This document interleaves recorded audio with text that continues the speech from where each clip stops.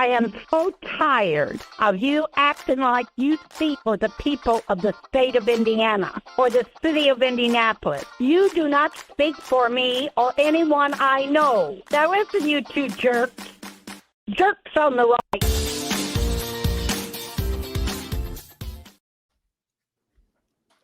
Hey.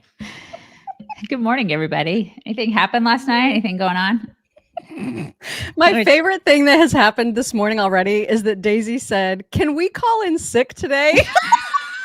Just, can we do that? I used to be able to do that every once in a while. I'll have a mental health day. Remember those?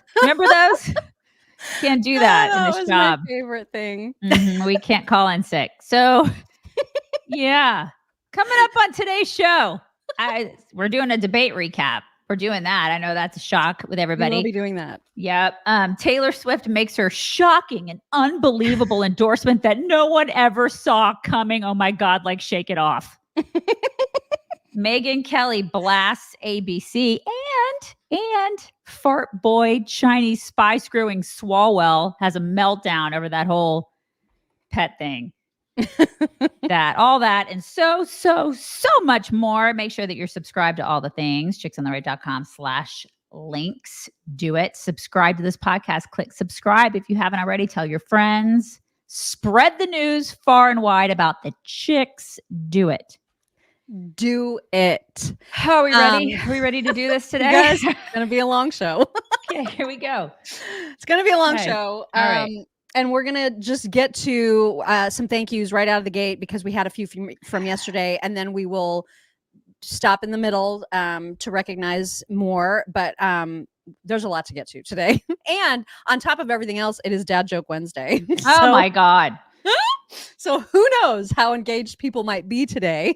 But right out of the gate, we do want to say thank you to Deanna over in the Ball Pit crew. Deanna LH said, "Happy debate day. My sweet boy's golden birthday. Happy birthday 10th to Christopher. He wanted to watch the debate after wrestling practice tonight for his birthday. Love the chicks." Wow. Happy birthday to Christopher. 10 years old. Look at you. And wanting to watch it. Like, that's amazing, right? Amazing.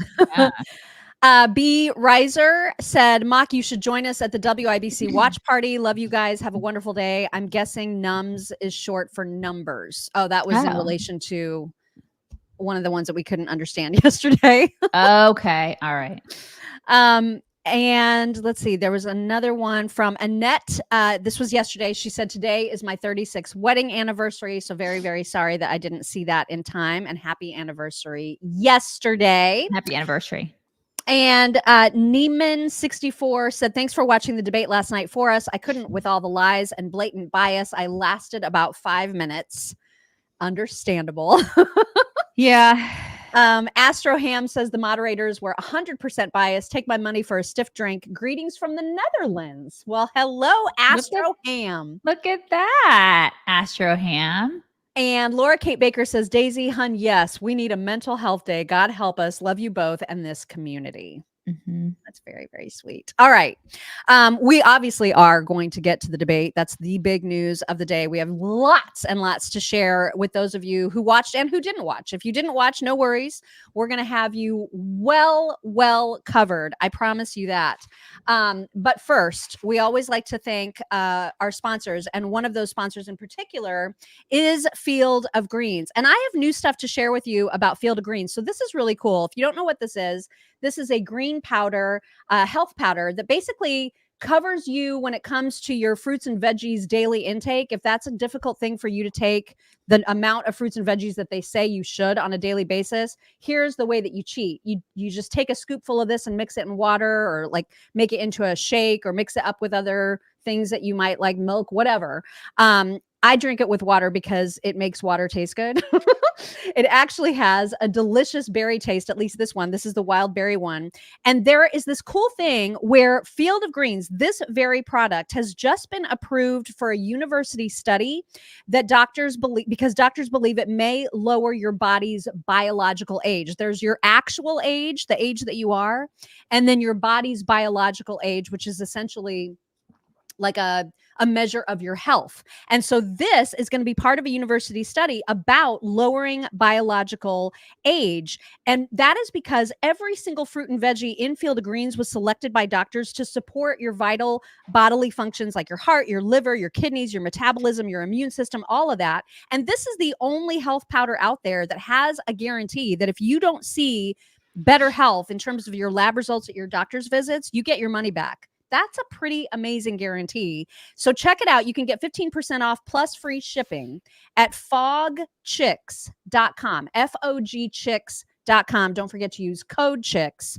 for your order at Field of Greens, fogchicks.com. Can I just point a personal privilege? Please. It's September 11th today. It is September 11th. Right. And I just think it's important for us not to ever forget that. Yeah. And I did. I totally had not paid attention to the date today. I mean, it's easy to do that because of the fact that our news cycle is like a big pile of dog crap on fire. So yeah, so it's easy to do it, but it's important for us not to forget. So make sure that you guys, make sure that you're reminding, or not reminding, but teaching your kids that who may not have any recollection and may not have been around for that horrible day. Tell them what you were doing. Remind them what you were experiencing, because that storytelling like that is the best way for people to understand history, especially kids when they're learning about it, because it's not, it's not like having some lecture at the front of a classroom. It's hearing parents actually talk about what they went through. It's really important. So and about about the heroes that day, about the people who were the great heroes of that time and that day. So it's just important to remember. For sure. Okay, let's kick it off with a dad joke. Can I? Because I have one. Yeah. Okay, so I saw this the other day and it just cracked me up. Why did the trans man only eat salads? Why? Because he was a her before. See what she did there. Herbivore, you get it? Get it? I get it. That's good. Okay. You're pretty good. Yeah. Got that out of my system. Okay. All right. Before we get to the debate, though, I do want to cover a few things that happened yesterday beforehand. And one of those things was kind of an amazing, huge deal because it was CNN and their little, what is it called? Like K Street or K File. Their K File investigative reporter uncovered a 2019 ACLU questionnaire that Kamala filled out, in which she outlined the most radical, crazy views of hers for the world to see. And those were uncovered. And this is CNN reporting about it. Here it is. Time on her campaign website. A K-File investigation has uncovered, meantime, a 2019 questionnaire.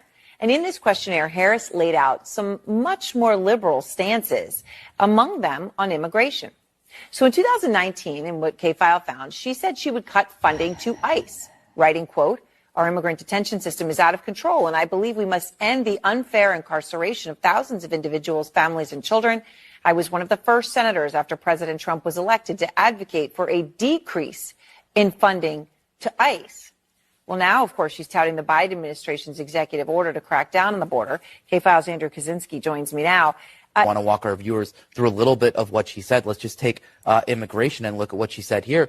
She said on immigration, she made this open-ended pledge to end immigrant detention. She said she supported taxpayer-funded gender transition surgeries for detained migrants. She also said she taxpayer-funded gender transition surgeries for detained migrants. She actually said she supported that. She both wrote and answered in the affirmative when she was asked this. And she said she also supported it for federal prisoners. Now, she also pledged to slash immigration detention by 50%, close all family and private facilities, and decrease funding for ICE, and then the end ICE detainers with local law enforcement. I mean, these are things that, it would be hard to think that you would come up with taxpayer funding gender transitions for detained migrants. And yet this, as you say, written and verbally. Have they responded to you on her changes on these issues? So we did put this question to the Harris campaign about the entire ACLU questionnaire, and the Harris campaign didn't answer any questions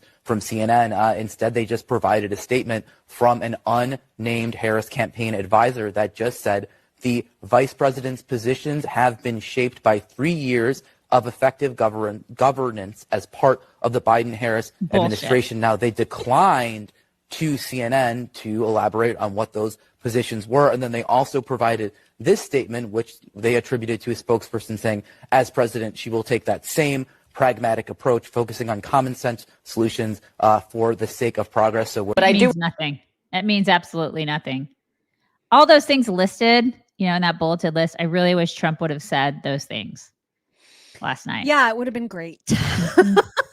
Yep. And of course, we'll get to what he did say in just a moment. But keep in mind, that was yesterday. That was like the day of the debate that CNN is saying, hey, look, this is kind of a big deal. She's super radical and not admitting to it. So a lot of the spokespeople who were going on the various talk shows as her surrogate in advance of the debate were asked about it, rightly so. And here's what one of those clowns said. Ask you about this CNN report. It shows Harris voiced support for cutting funding for ICE and for using taxpayer money to fund transgender surgery for detained migrants in 2019. Does the vice president still support those positions, and do you expect her to address them tonight? Listen, I think, you know, these old questionnaires are a complete distraction from the task at hand right now. I think the vice president, and frankly, what the American people are actually asking about, right? What the American people are concerned about and what they're asking about is who's going to solve for border security. Oh, my God. You could have solved it. Yeah. I mean, that's the one thing that I did hear Trump say last night. I think it was at the very end, is he was like, all you have to do is just wake the old man up. Right. And then close the border. Like, you can get him up at 4:00 in the afternoon. That was one of his zingers, like one of the few zingers. And you can wake him up, go close the border. Why haven't you done that? Yeah. And the fact that her spokespeople just simply say, oh, well, her actual beliefs and ideologies are a distraction. Mm-hmm. That's how they're going to answer the question. Right. And it wasn't just that guy. It's like the main campaign guy, Chris Coons, also saying, there. That's not important. But these were some of the 2019 campaign positions when Vice President Harris was running for president. And it actually shocked the person that these actually were on an ACLU questionnaire. So free gender care, taxpayer funded transition care for detained migrants, end any migrant detention, defund ICE by at least 50%, and end the use of any ICE detainers. This was just a couple of her positions back then. Are these positions now that the vice president would pursue? A, and B, if she says she wouldn't pursue them, why shouldn't we believe Bernie Sanders that it's just to get elected and that she would revert to those same policy positions once she were to be elected president? So, Joe, I think what we ought to be measuring the candidates tonight on is their actual performance in office. Yeah. Let's do that. I mean, these people are like, let's not distract from all the joy that she pushes out there. Why are we looking at policies? It just, oh my God. And yeah, we should be looking at our record. It sucks. Of course. Absolutely. And then, it turns out that because she's got now her just in time, like her team put out her policies on their website. But then it was discovered, as Brett Baer points out, that the challenge for the Harris campaign trying to be the change agent, they finally added an issues section to her website. It includes a slew of policies that the campaign has previously outlined, as well as sections on reproductive and civil rights. Unfortunately for Harris, its release was undermined by a simple but telling error. The page's source code revealed that parts of the platform were directly copied from Biden's campaign page. Yeah. So she can do everything. Yeah, she can do everything she wants to say, I'm not Biden. But you kind of are. I'm a change agent, please. Right. You're Biden 2.0 and you're worse. You're more progressive and more liberal than Biden. Yeah, the outnumbered cast and crew talked about this very thing on their show yesterday because this was a wild one. Nothing says her vision like copy and paste from the boss, does it? Right? I mean, come on. Yes. What were they thinking? And now they're busted because of it. Listen, I think, and my view of tonight, and I said it at the outset, it's Trump's job to hold her feet to the fire when it comes to these policies. And he can do that very well by saying 3.5 years. Yeah. 3.5 years. 3.5 years. Yeah. You just keep doing it. Like, what did you do during that time? And she's trying to get that separation from Biden. I don't know how you can do it. I mean, Michael Tyler said this is her vision. Well, how different is her vision from his when you're cutting and pasting for the website? But she did it. She managed to do that last night with the help of two accomplices. Right. She did it. Indeed, indeed. And we will get to all the debate stuff. Just a couple things before we do, and that is, did you guys see this old video that was uncovered of Willie Brown? It was like this profile on Willie Brown, her former love and boss and reason that she is in the position she is in today. She was asked in this profile if she was his daughter. He's a rogue, all right, notorious for his flamboyant lifestyle. Flashy clothes, fancy parties, fine women, Are you his daughter? and fast cars. You should not. address me as There she is. the man. Oh my God. If ever a man and a municipality were made for each other, it is this man, this place. Gross. Gross. Did you see, like, there was a Babylon Bee article that came out, as the title of it was Babylon Bee said, Kamala asked if she should try sleeping with the economy. I love that so much. It was my favorite. Perfect. Oh I my know. God. She made love it. Try it. Maybe that would help. I mean, served her well before. So Right. Uh-huh. Also, Melania, as you know, her book is coming out in October. It's available for pre-order right now at melaniatrump.com. She has released another teaser, and I thought this was a particularly interesting one, given that she is directly saying, hey, what's up with the whole attempt on my husband's life thing that everyone has forgotten? Mm-hmm. And I love this. Attempt to end my husband's life was a horrible, distressing experience. Now, the silence around it feels heavy. I can't help but wonder, why didn't law enforcement officials arrest the shooter before the speech? There is definitely more to this story, and we need to uncover the truth. Yeah. Wouldn't that be nice? Wouldn't get him, that be Melania. nice? Get him. She's like, yeah, I'm not sitting around anymore, and I'm not being quiet. You get him, girl. Yeah, that was good stuff right there. Yeah. I cannot wait to read that. I cannot wait. Yeah. Cannot wait. Me neither. We've spent time over the past couple days, and unfortunately, it also came up in the debate last night about the Springfield animals being eaten potentially by Haitian migrants. Of course, now that's been fact checked by all the usual suspects, and I don't know how they're refuting actual first account testimony from people, but they're trying to at least. And because of the memes, we showed a couple of them yesterday of Trump like holding, ducks and kittens and like escaping from Haitians with them. It's so hilarious. Great. So fantastic. AI generated memes. Well, Swalwell, Eric Fartwell, is super mad about it, you guys. And he had himself a big fit on the House floor yesterday. What in the hell is this? The chairman tweets, protect our ducks and kittens in Ohio because he goes down some crazy rabbit hole, completely debunked that aliens are eating pets. Oh, my so God. distracted. Are you okay, Mr. Chairman? Oh, wait. I don't know why you would do this. I hope you're okay. I don't know if the aliens who are eating your ducks are in the room with us right now, but Mr. Chairman, oh my God, this is a serious issue. And then somebody made this. What in the hell is this? Oh my God. Oh my God, it's my favorite. You know that he probably the Fang was probably like, I'm Swedish, and he believed it. Right. He totally believed it. Really? Yeah, I believe that you're Swedish. I do, because I'm a total idiot. This is the thing. Listen, God. who believes that there are Haitian aliens, because he called them aliens, eating animals? Raise your hand.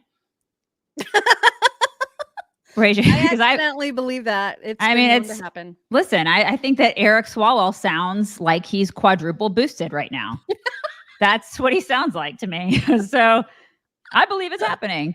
And this is the thing. They also said that Aurora wasn't happening either. Remember? You guys remember that from like, I don't know, 2 weeks ago? I don't believe any of these freaking people. I'm glad that a lot of people raising their hand out there. Yeah. Yeah.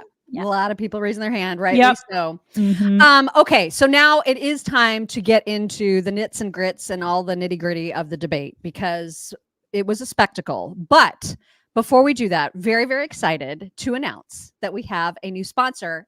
And you guys, if you are a person who hates drinking plain water, this has been a show for you already, right? Like with Field of Greens. But now, if you know how important it is to drink water and get hydrated, but you're terrible at it because you just don't like plain water. It's me. I'm the problem. It's me. I hate water, you guys. Look at what we have. This is from NativePath. This is our new sponsor of the show. And they have the most delicious, this is the peach mango flavor, but they have the most delicious hydration formula. You just take a scoopful of this and you put it in water and you mix it up and you have yourself the best drink that keeps you hydrated. It is a zero sugar, super electrolyte.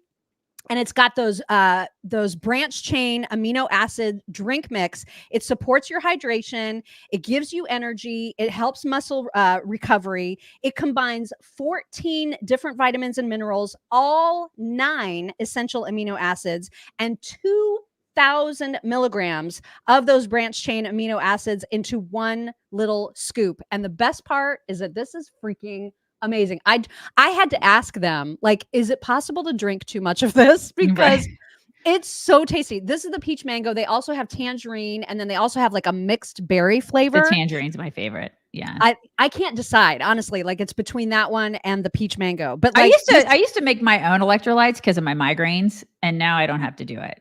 You don't have to do it. I don't have to do it. Yeah. You don't have to. Which is nice. This has all the high quality bioavailable vitamins and minerals. It's got Himalayan salt, which everybody talks about Himalayan salt. Right. It's got, this has all the things, all the electrolytes that your body needs, and it keeps you hydrated. And so for somebody like us who is just not a fan of like tap or bottled water, because it's just boring and it's just so hard to drink as much as they tell you to drink, you are rescued with this stuff, you guys. This is amazing. And you can save up to 44% off. It's as little as $28 per bottle. This lasts you for 30 days, okay?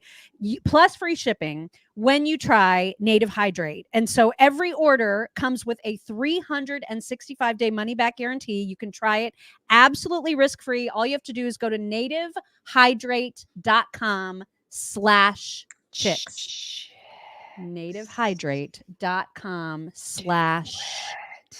It really is good. It's really oh my good. God. I'm so excited about them. Like now I have all the greatest ways to avoid drinking water, but still getting all the benefits of drinking water. It's all the ways. Greatest. All the ways. Okay. The debate did not go well. Let's just summarize it. I was disappointed, but I will say a couple things. One is I am convinced she got I said this before. I said this a couple weeks ago. I'm pretty sure she got the questions in advance, just like Hillary did, right? Let's just face it. Come on. She got the questions in advance. Let's get real. And she was very prepared, over prepared. And I don't think that he was.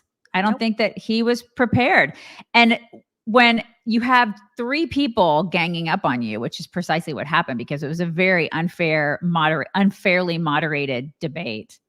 Those people hated him. He was constantly on the defense. She was on the offense, which sucks for him. But he should have known that going in. Right. He should have been more like his team. Man, I don't think it's his team. I think it is the best word I can think of to describe him is undisciplined.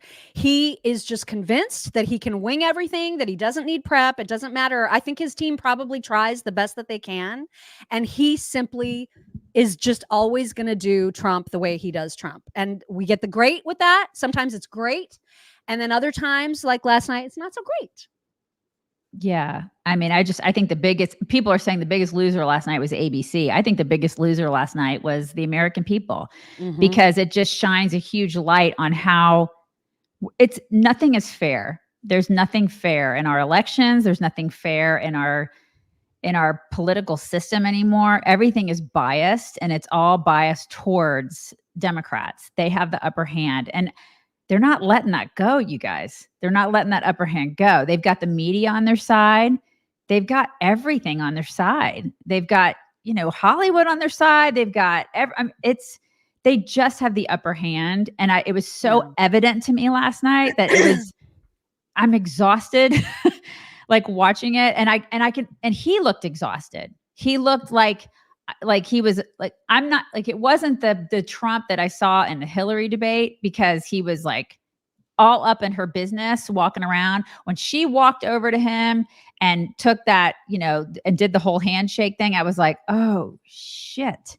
Yeah. Because she kind of got an upper hand there. And I really wish he would have done that. And I don't like that. He needs to have the upper hand. He looked tired. And listen, I would have been out years ago. So, I mean, he's tired, rightly so, because they just keep coming at him and beating him up, and all of everything they've tried to kill him. Of course he's tired, but I'm saying, it's not his fault. I'm just saying that the whole political system, it's so rigged. Yeah. And I mean, it was the moderation. I've never seen it be worse. No, that was probably the worst we've ever seen. It's awful. It's just awful. But Right. that's not to say, because it's like my husband was saying this morning. He was like, listen, whenever the refs make a bad call and the team is talking about it, that's still the team that lost. Right. I hear you. And so, I mean, that's the unfortunate truth. Now, you're right. Like, I think from the very get-go, the fact that she crossed over to his half of the stage to go shake his hand when he was clearly trying to avoid doing just that automatically gave her the upper hand. If you missed it, here it is. Let's have a good debate. See, have fun. Thank you. She's like, I'm Kamala Harris. Really? No shit. Thanks. Nice to meet you. I know, but I mean, but just from a posturing standpoint, it's a good thing to do. I wish he would have done it. Same. Absolutely same. Okay. And listen, we know there's going to be all kinds of people that are going to be all upset. Because Trump is amazing no matter what. He did great. Okay. You go and you think whatever you want, but you're here not because you necessarily just want to have things that you want to hear. I'm hoping that you're here because you want to hear us tell the truth about what we thought, which is what we're going to do. The good and the bad, because there was good too, but we want to talk about it all. And so we'll get to the good stuff too. I promise you that, because actually I would say the first 15 minutes or so, I was like, all right, I think he's got the upper hand on her from an economic standpoint. And she was clearly at the beginning scared, super nervous and super scared. She was really scared. Her voice was shaky. She was really scared. You could tell I was like, okay, she is not going to do well. And the first, you're right, 15, 20 minutes, she was scared. And then she wasn't. And then she wasn't. And there's a turning point that I think that happened in, which we'll get to. But here's how she started, because they didn't have opening statements, but the first question was about the economy. And you can hear the nervousness in her voice and just the ridiculousness of what she says and him responding. Oh, wait, this is more handshake. Kamala Harris. Let's have a good debate. See, have fun. Thank you. Why is this repeating over and over? Know. I'm not sure. Okay. I believe very strongly that the American people want a president who understands the importance of bringing us together, knowing we have so much more in common than what separates us. And I pledge to you to be a president for all Americans. President Trump will give you a minute here to respond. Number one, I have nothing to do, as you know, and as she knows better than anyone, I have nothing to do with Project 2025. That's out there. I haven't read it. I don't want to read it purposely. I'm not going to read it. This was a group of people that got together. They came up with some ideas, I guess some good, some bad. But it makes no difference. I have nothing to do. Everybody knows I'm an open book. Everybody knows what I'm going to do. Cut taxes very substantially and create a great economy like I did before. And he's right. He is an open book. She just put out her policies like a half hour ago. So, I mean, this is the thing. He's right about that. It's just that, I mean, and they covered her lies and they put him on the defense the entire time, you guys. It was excruciating to watch. And it would and they just kept pummeling him. And he had to he was literally in the corner trying to fight back. Whereas Right, against 3 people while she was on offense, and she was like, I just get to stand here pretty in my suit. That was it. That was the debate. Such bullshit. The whole thing. It was so frustrating to watch. God, it was painful. Daisy and I were talking before we went live, and I still don't know how I feel about this. Like, is it a good thing that he did not look at her the entire 90 minutes? And she was definitely engaged with him, giving him all the weird looks, like making all the faces, but he did not look her in the eye a single time. And I don't know if that's because, you know, people that thought that was a good move might say, well, he has so much disdain for her, she doesn't even deserve a glance from him. But other people might say it's not a human thing to not engage with the person you're having a debate with, and that's weird. And it made him look weird to not do what she was doing, which was looking at him constantly. I don't know how I feel about that. I'm on the fence about it. Yeah, I think he was just discounting her, you know, because she is such a liar, and she's sort of like she's a puppet. She's a puppet for that cabal who installed her.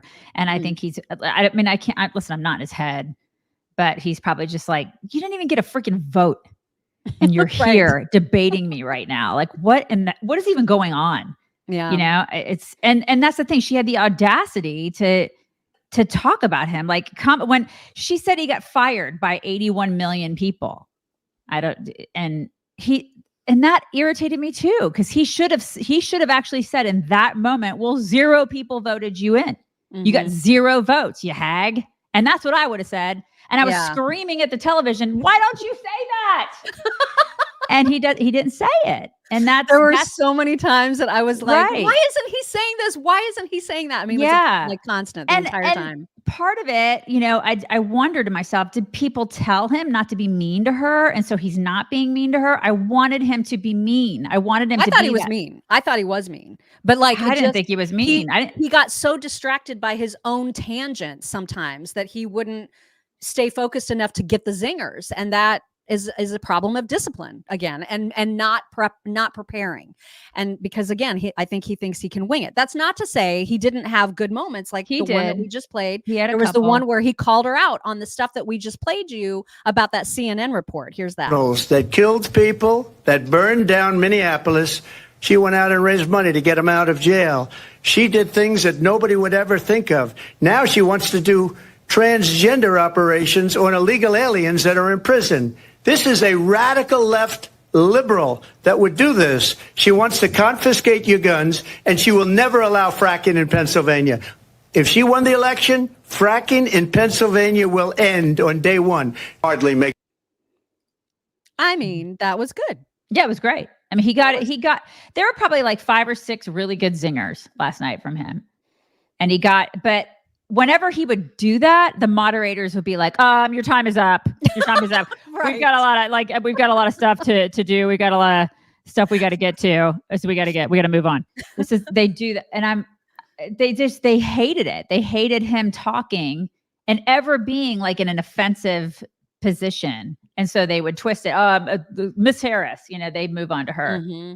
It was just we so really want to obvious. get a whole lot of things. We don't have much time here. I bet you do, but let's spend like 10 minutes on abortion. Okay. Right. Exactly. Insanity. And they did that very, very purposefully because they know it's a losing issue for him. Right. So they wanted to spend as much time on that as possible. Mm-hmm. There was the fun moment where Trump made that comment, and we've talked about it here before because it's not a new comment, but he made the comment about how she's flip-flopped and copied so many of his policies that he was going to send her a MAGA hat. Yes. So that was a fun moment, but it was also the moment where you could tell, even though this was annoying AF, when she did this face at him, when she actually did the chin in her hand face at him, that was super annoying. But you could tell that that's when she started to feel like confident. She had this. Yeah, confident, like she had this in the bag, was during this exchange. Anymore because of philosophies like they have and policies like they have. I don't say her because she has no policy. Everything that she believed 3 years ago and 4 years ago is out the window. She's going to my philosophy now. In fact, I was going to send her a MAGA hat. She's gone to my philosophy. But if she ever got elected, she'd change it. And it will be the end of our country. She's a Marxist. Everybody knows she's a Marxist. Her father's a Marxist professor in economics, and he taught her well. But when you look at what she's done to our country, and when you look at these millions and millions of people that are pouring into our country monthly, that face, man. Oh my God. Right. We don't condone violence on this show. God, we would never do that.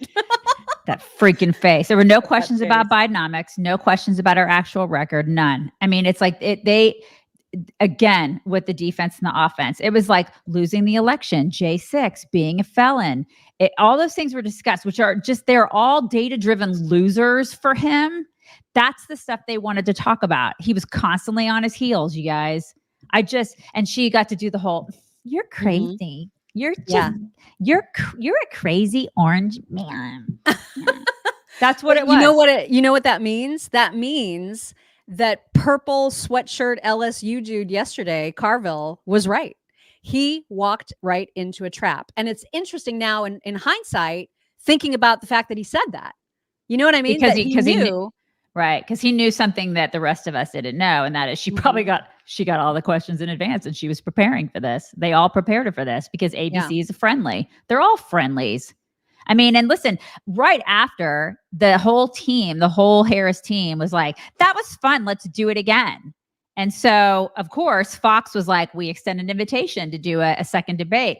Trump's probably not going to do it because we'll have a huge discussion about that later. But yeah, that's true. Like I had immediately thought, like after this was all over, that that was it. She was going to go back to hiding because she won. And why would she want to risk another debate and mess that up? Because like she's done now, but just the opposite. They're chomping at the bit because now she's feeling really, really good. Right. And I think the moment that he lost was when she baited him and he freaking took the bait about the crowds at the rallies. I'll tell you something. He's going to talk about immigration a lot tonight, even when it's not the subject that is being raised.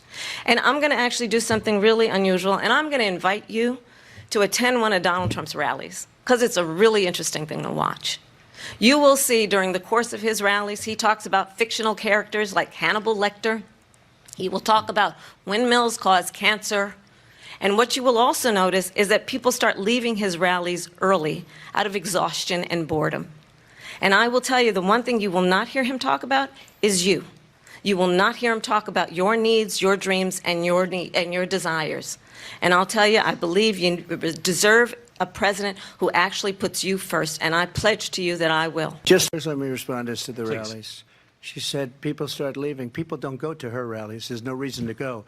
And the people that do go, she's bussing them in and paying them to be there and then showing them in a different light. So she can't talk about that. People don't leave my rallies. We have the biggest rallies, the most incredible rallies in the history of politics. That's because people want to take their country back. To finish. I actually didn't have a problem with that. I didn't. I didn't have a problem with that answer. However, you could tell, but there were other things wrapped up. Like we didn't have the full context of that. There were other things they were talking about, and I wish he would have addressed those things too. It was immigration. The question was about immigration. That was his strongest topic. Right. And he was like, he was miffed because she dinged his rally size. Right. It's like, this is like dick swinging stuff right now. Like I know. I hear you. I hear you. However, he did talk about immigration like 50 gajillion times during the debate. He did.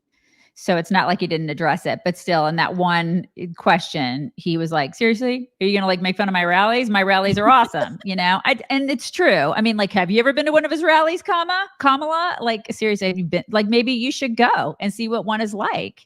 So, and you know, it was a good suggestion. We all should go to, from her part, we all should go to one of his rallies. It'd be kind of fun. I think that's when she knew though, I've got him. I've got him and I can get him again. And now I know what's going to bait him, and it worked.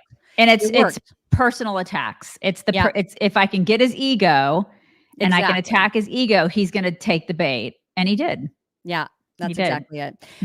He did say, and I don't know, like if this landed as well as it should have or could have, or maybe some folks think it did, but this is when he talked about the fact that she really has no plan. She doesn't have a plan. She copied Biden's plan.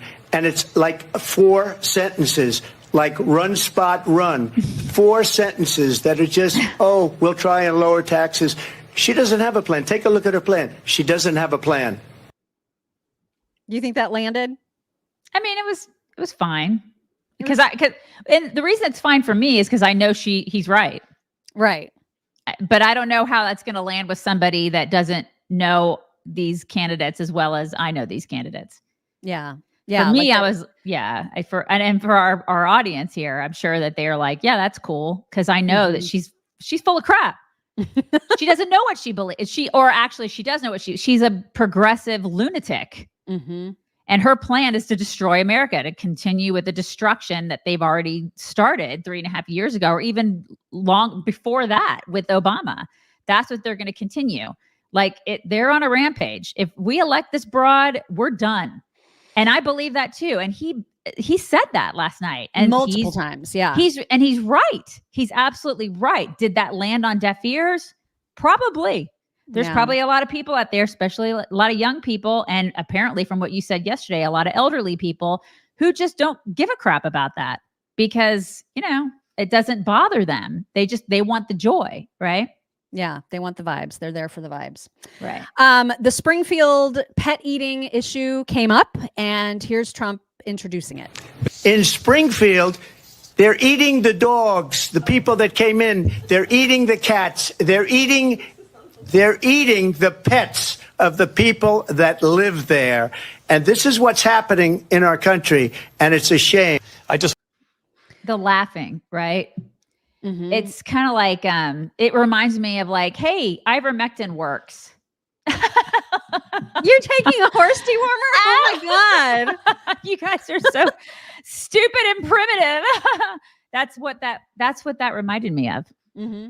And immediately, it was one of the things that they fact checked because this is about when the fact checking by ABC of Trump started. Of course, they didn't do any to her, not a single lick of it. But this is when they immediately tried to get back. I want to clarify here. You bring up Springfield, Ohio, and ABC News did reach out to the city manager there. He told us there have been no credible reports of specific claims of pets being harmed, injured, or abused by individuals within the immigrant community. Right. I've seen people on television. Let me just say here, this is the people on television say my dog was taken and used for food. So maybe he said that, and maybe that's a good thing to say for a city manager. I'm not taking this from television. But the people on television saying their dog was eaten by the people that went there. Again, the Springfield city manager says there's no evidence of that. Vice President Harris, I'll let you respond to the rest of what you've heard. You talk about extreme. Oh my God. I just cannot with this biatch. Talk about extreme. We think men can get pregnant. Cackle, cackle. I can't. This is the thing. And why didn't he say that? I wish he would have said that. I was seriously screaming at the television last night. I'm like, I know. How could you let this biatch get away with that? I would have gutted her. God. You would have. You would have. So many have. people would have. Right. That's the problem. That yes. is the problem. All right, let's take a quick break and thank some people. Working Stiff says, good morning, lovely ladies. Today I'm celebrating my 60th. It's also my daughter's 36th birthday. I love enjoying watching you every morning just to get some common sense in my life. We all need to pray. Love you. Thank you very much. Dolly Duck says, Dad Joke Wednesday. It's my first week working at the bicycle factory and they already made me a spokesperson. I see what you did there. That was good. Robert Clark says, quote, if the election were held today, then today would be election day. Right. That's from Norm MacDonald. I miss Norm, you guys. I miss Norm. Aaron Powers says, why couldn't the green pepper practice archery? Because he didn't habanero. That was a great delivery there, Mom. That was good. Habanero. Also, today I'm celebrating 7 years of sobriety. Love you, chicks. Thank you. Oh. And congrats, Aaron. Congrats That's awesome. to you. Good for you. Yeah. Kristen Thompson says it's 9/11. Love to all who were directly affected and to my dad, Louis Caruso, who was a first responder that horrible day in New York City and lived to be a hero. Amazing. Thank you so much. Bless him and you. Leanne, thank you. Says anyone else hear her refer to president as "Oh Biden"? I did not hear that. I did not hear that. I'm going to have to go back and see if I can find that. Yeah. Raina Fox says, happy birthday to my boy Sawyer, 25 today. Prayers for the families of the fallen 23 years ago today. Thank you. Great name, much. Sawyer. Love that is name. A really great name. I love that name. So Southern. I love it. Layla's Life says, my teen daughter loves history and was mad that she has to leave school early for her softball game today and going to miss her history class where they were learning about 9/11. We watched a show last night about it instead. Good for you. We're going to have to do that.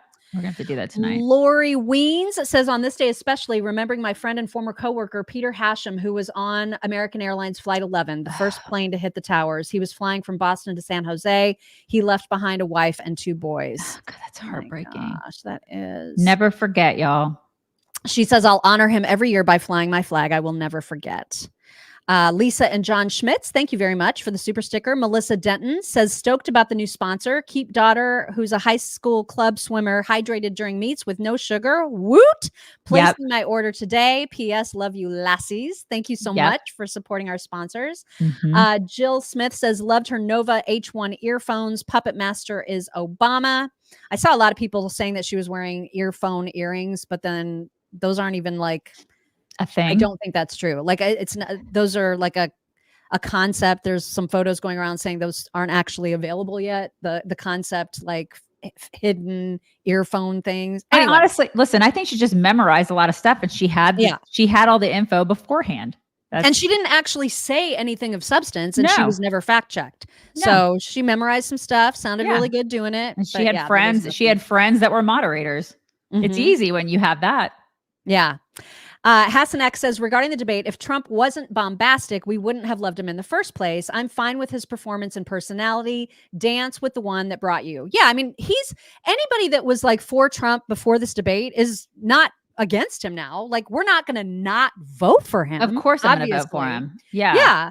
But it's the undecideds and the people who are just getting introduced to her compared to him for the first time, who will, if they've disliked Trump at all, they will have their dislike confirmed by last night. You know what I mean? That's the worry. You guys aren't the worry. And I'm a little bit, I'm confused by the people who, listen, she had like what was her approval rating like 10 minutes ago? Oh my God. It's like 20, 30% or something like that. And now all of a sudden they're treating her like Obama back in 2008. Yeah. It's what is going on, you guys? And that should show you the power of the media.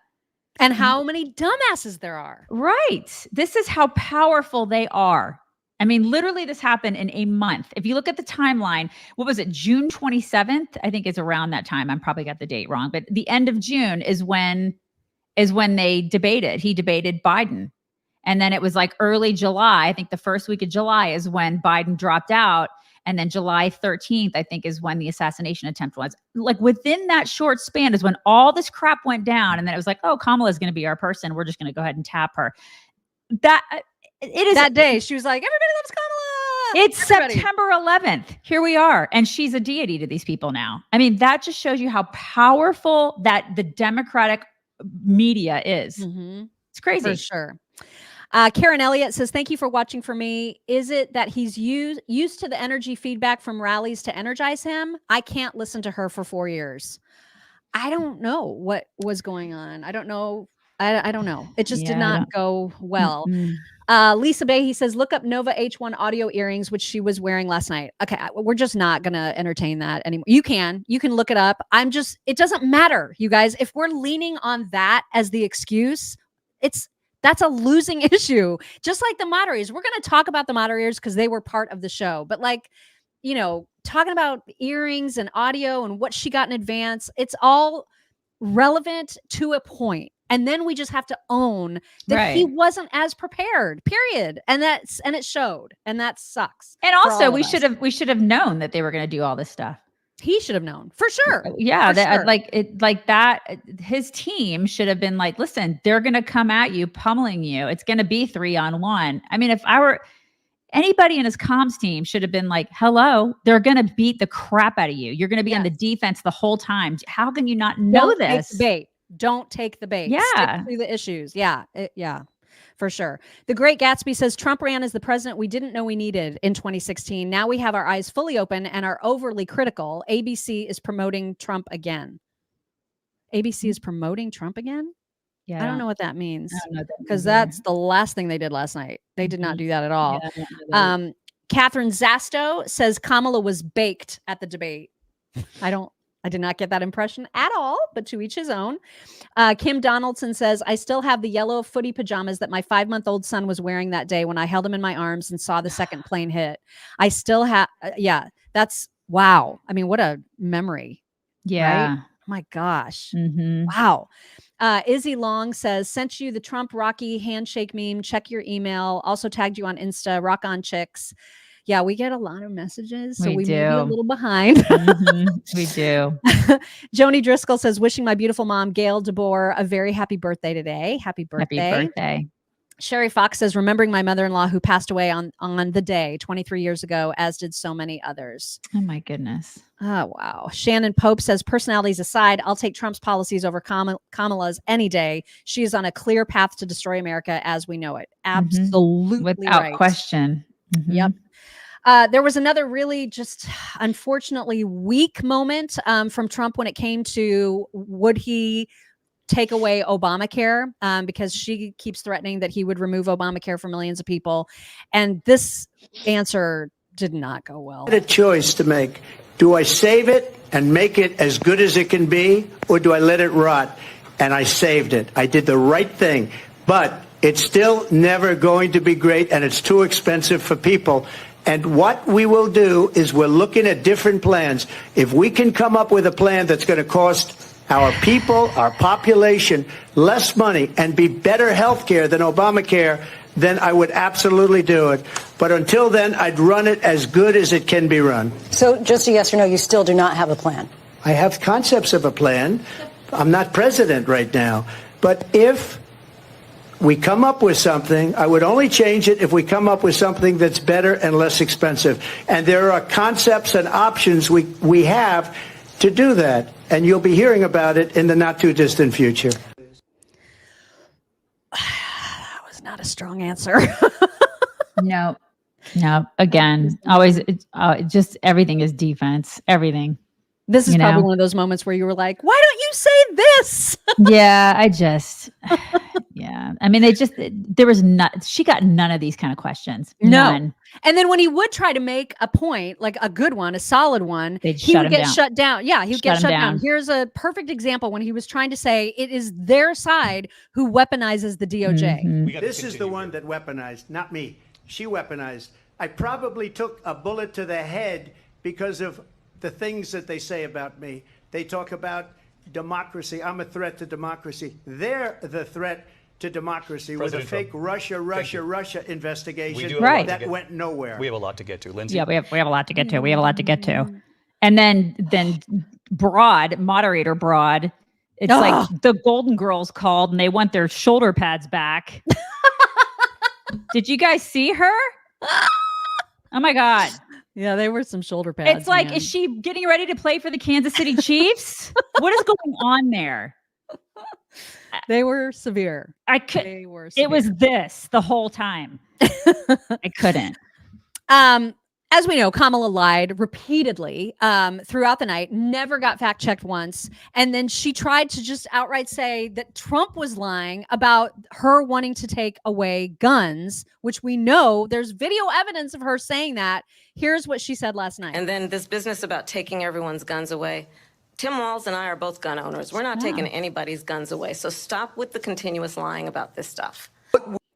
Except that. Yeah, exactly. She's on record. What would you do about the millions of specifically assault weapons that are already in circulation? What do you do about those? Well, there are approximately 5 million, to your point, Craig. We have to have a buyback program, and I support a mandatory buyback program.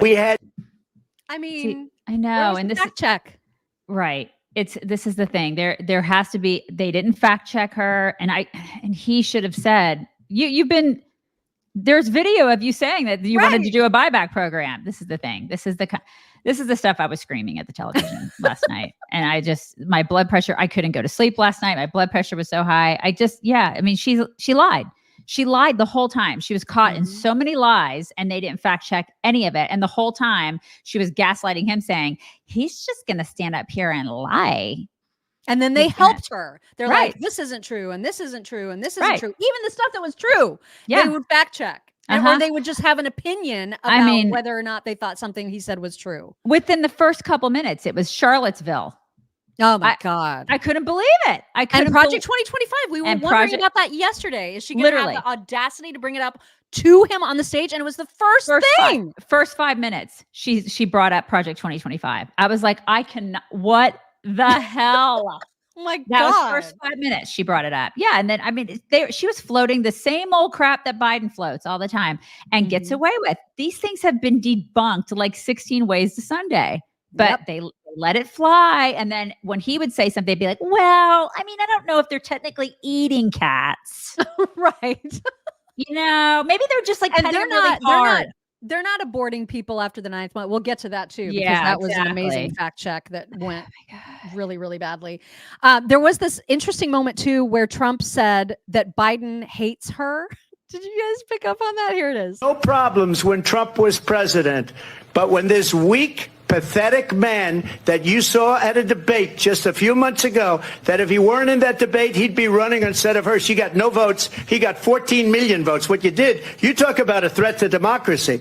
He got 14 million votes and they threw him out of office. And you know what? I'll give you a little secret. He hates her. He can't stand her. But he got 14 million votes. They threw him out. She got 0 votes. And when she ran, she was the first one to leave because she failed. And now she's running. I don't understand it, but Mr. I'm President, okay with it Mr. because President, your time is I think up. we're Thank going to you. do very well. We've got- Putin. It was really good. That actually was really that good. That was not bad. And it was No. also, you know, we even speculated about this yesterday. I can't remember what there was. I think it was this where I was like, God, wouldn't it be great if he said, I'm speaking, like if he did Yeah. that to her. It happened. It wasn't executed as perfectly as I would have liked, but he actually had a couple of moments where he got to do that. Here's the first one. Would be sitting in Moscow, and he wouldn't have lost 300,000 men and women, but he would have been sitting in Moscow. Quiet, please. He would have been sitting before. And he actually quiet, but please. He did say, "Does that sound familiar?" I'm speaking. Does that sound familiar? Yeah. that was so that Right. that was the first one. Here's the next 14 or 15 different policies. Like, she was big on defund the police. In Minnesota, she went out. Wait a minute. I'm talking now. If you don't mind, please. Does that sound familiar? Yeah. How can she say that that's not true? How can she sit there and say, that's not true? That's not. It is true. You hag. You totally did that. You did all those things. We can see your record. I mean, those of us who can actually use the Google machine can go look up your record right now and see that you actually did do all of those things. They are, in fact, true. Yep. True. Yep. Oh my God. See, I would have loved for him to have just said, I'm speaking, and left it at that, not, you see what I did there, or what? Does that sound familiar? Like, he didn't need to do that. It still was great. It still was. Yeah, it was great. definitely super. I was super glad he did it. And then when they got into the abortion debate, he wanted her to answer for the fact that the governor of Virginia, which he messed up at first and tried to say it was West Virginia, which it wasn't. But anyway, he did make the point about former Governor Northam and the ridiculous comments that Northam made about taking a baby that's dying on a table and making a decision about it. That was what he was referring to. He wasn't particularly eloquent about it, but he wanted to get her to answer whether she would be in favor of abortions at the 9th month. And he pressed, and this is how it ended up going. You should ask, will she allow abortion in the 8th month, 9th month, 7th month? Come on. Okay, would you do that? Come on. Why don't you ask her that question? Why don't you answer That's the problem. question? Would you because veto? under Roe v. Wade, Answer the question, would you veto? You could do abortions in the 7th month, the 8th month, the 9th That's month, not true. and probably after birth. Just look at the governor, former governor of Virginia. The governor of Virginia said, we put the baby aside and then we determine what we want to do with the baby. President Trump. I give. It's true. It's absolutely true. And that is another moment where they tried to freaking fact check him. Tremendous credit to those 6 justices. There is no state in this country where it Oh is my legal God. to kill a baby after it's born. Madam Vice President, I want to get your response to President Trump. Well, as I said, you're going to hear a bunch of lies, and that's not actually a surprising fact. Let's understand how we got here. Yeah, let's understand why he said what he said. If a mother is in labor, I can tell you exactly what would happen. the infant would be delivered. The infant would be kept comfortable. The infant would be resuscitated if that's what the mother and the family desired. And then a discussion would ensue between the physicians and the mother. So I think this was... That's what he was referring to. It's right there. We talked about that when he said it. Mm-hmm. These people want to pretend like shit doesn't happen, and then ABC provides her cover. It's gross. This is propaganda. We are literally living in communist China now when I see this stuff happen. And then people are like, oh yeah, it didn't happen. Kamala's right. It didn't happen. Trump is such a liar. He's not a liar. He told the truth. And then they shut him down and made it look like he was lying and she was telling the truth. That is communist propaganda right there in front of your face. You just watched it. It's unreal. Yeah, the amount of fact checking was truly, it was astonishing to watch it happening in real time only on one candidate. Right. It was incredible. And she was just allowed to get away with everything. And basically the entire, the whole thing was them saying, you suck really hard. And then he would say some things. And then they would say, we don't have enough time to listen to that. And here's a fact check on all the things that you said. Kamala, please explain how much he sucks. I mean, that was like how it worked the entire time. It's not a debate. It wasn't a debate. Ridiculous. Yep. He did talk about whether, like, who the heck is the president right now, which I thought this was kind of a funny little dig. We're playing with World War III, and we have a president that we don't even know if he's... Where is our president? We don't even know if he's a president. And just to clarify they here... threw him out of a campaign like a dog. We don't even know. Is he our president? But we have a president, Mr. President, that doesn't know he's alive. Your time... Your time is up. Your time is up. That's the whole time. This is what they did. Every time he'd start to talk about something, your time is up. Your time is up. We have to move on. Oh my God, shut up, you dweeb. God, I know. That guy, infuriating. And then shoulder pads McGee was not any better. There was finally the moment where he got to close the show. So she had like some closing statement, which was just flowery, non-substantive. Yeah, we all have to get along and blah and to get together and unify and sing Kumbaya. It's the same crap that Obama did, and then he's the one that actually divided us the most.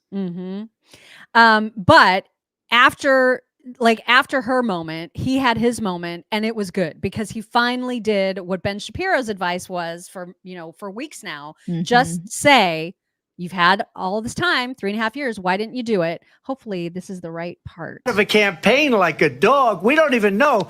Is he our president? But we have a president, Mr. President, that doesn't know he's alive. Your time... So she just started by saying she's going to do this, she's going to do that, she's going to do all these wonderful things. Why hasn't she done it? She's been there for 3.5 years. They've had 3.5 years to fix the border. They've had 3.5 years to create jobs and all the things we talked about. Why hasn't she done it? She should leave right now, go down to that beautiful White House, go to the Capitol, get everyone together and do the things you want to do, but you haven't done it and you won't do it. That was perfect. It was absolute perfection. I wish he would have started with that. And and peppered it throughout because that's really the bottom line. She is currently the vice president. Yeah, everything is shit right now. Right. She's the incumbent. She is. And she wanted to make it look like he is somehow. And the moderators did that too. The moderators put him on the defense like he is the incumbent. He is not. She is.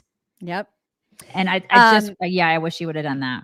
The Daily Wire actually put together a nice little wrap up, a little montage of just what the fact-checking ridiculousness looked like. Here it is. We're going to hear tonight is a detailed and dangerous plan called Project 2025 that the former president intends on implementing if he were elected again. There is no state in this country where it is legal to kill a baby after it's born.